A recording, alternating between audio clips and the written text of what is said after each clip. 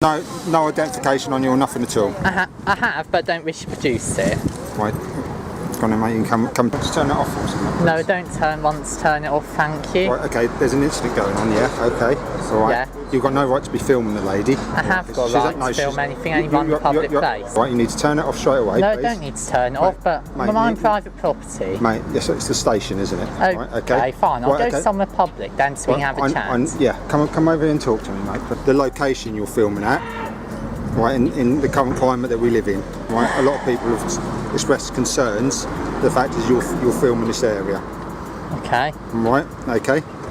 Now members of the public have spoken to us, at least 3 have come through, concerned that you're filming the train station. Obviously in the current climate that we live in, unfortunately at the moment, a lot of people get worried about things like that. Details, mate, alright? Am I obliged to tell you? Yes, you are. Because under what law? Under Section 50 of the Antisocial and Police Reform Act, yeah? Members of the public have come up to us, expressed concerns about you acting in an antisocial manner by filming the train station, yeah? It's got people worried. Well, I'm not willing to give any details. Okay, under Section 50 of the Police Reform Act, then you can end up getting arrested for that. Well, I'll do that in court then. Right, because you're acting in an antisocial... Mate, all I need to do, yeah, and you can understand this, yes, yeah, in the current climate we live, just get your name and address and I'll be happy with that.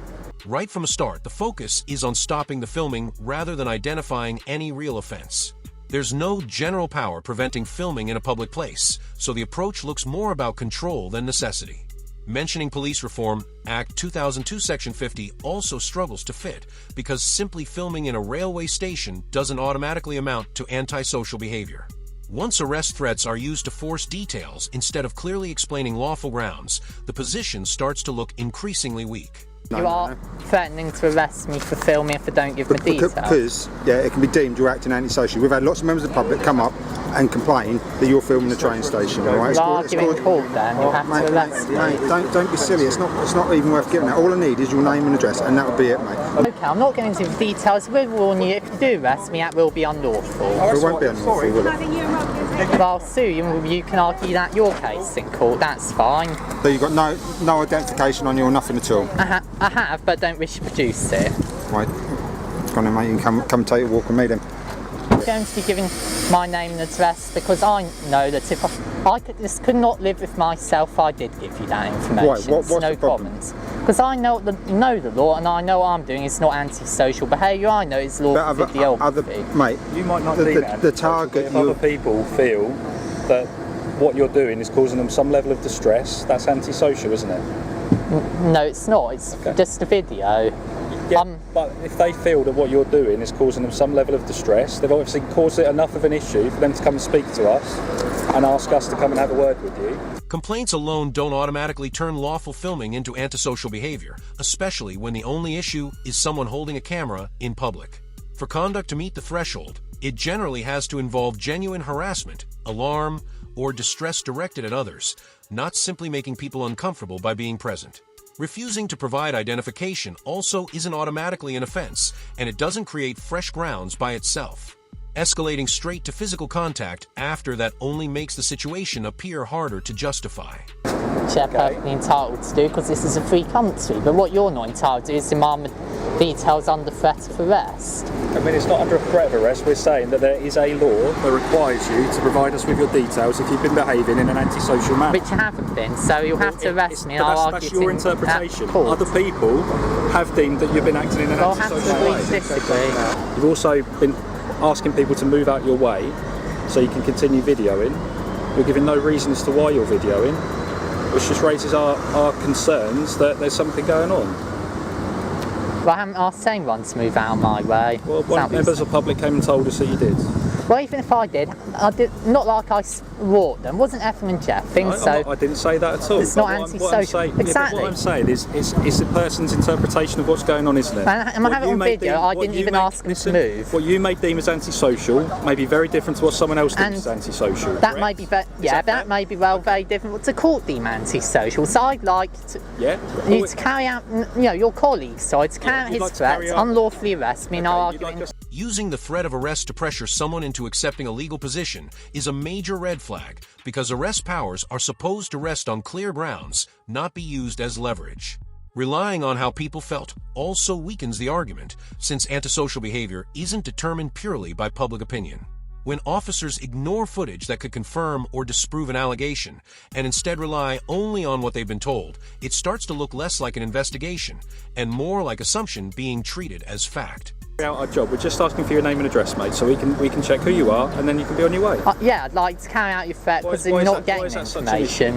Why is that such an issue for you? Because I know what you do with my details. I've had it done on numerous occasions before, where you put it into databases and used it for application for court orders against me on silly and laughable pretexts. So what are you doing now?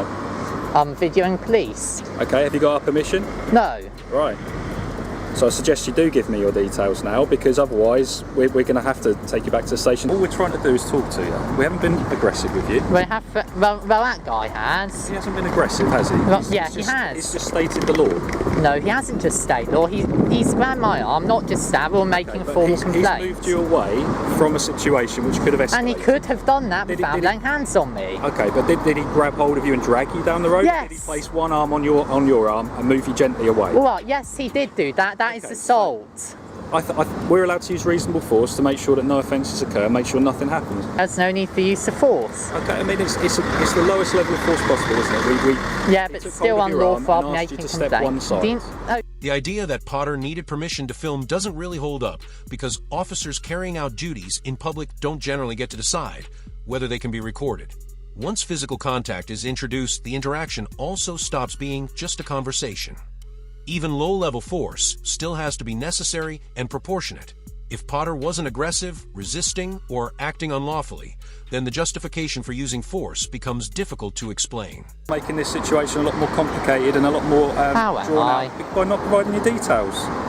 And had he just asked me to go, I'd happily go anywhere. We have a duty of care to her, yes, as we do to you and every other member of society. If you wanted me to go, if he wanted me to go, I'd happily comply.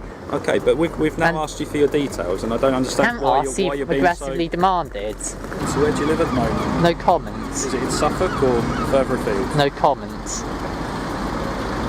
I mean, that's not even asking for your address, is it? That's just a county that you live in. No, but I don't wish to tell you that. That's fine. That's fine. Because I'm sure. I'm just trying to have a conversation. I see. Thanks. Okay.